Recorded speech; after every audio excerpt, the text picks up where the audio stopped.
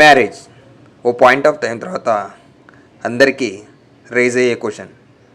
మీ ఇంట్లో వాళ్ళు చెప్తున్నారనో, లేకపోతే మీ ఫ్రెండ్స్ చేసుకున్నారనో, లేకపోతే మీకు ఏజ్ అయిపోతుందనో చేసుకోమాకండి. మీకు ఎటువంటి అమ్మాయి కావాలో ఒక బేసిక్ ఐడియా మీకు ఉండాలి.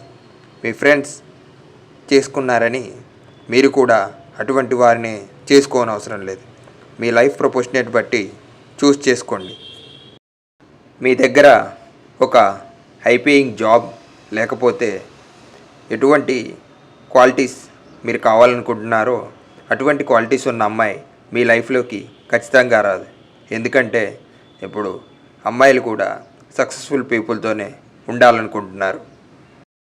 మ్యారేజ్ తర్వాత నీ లైఫ్ ఎంత బుల్షిట్గా ఉన్నా నువ్వే దాన్ని తిరిగి సరైన మార్గంలో పెట్టుకోవాలి.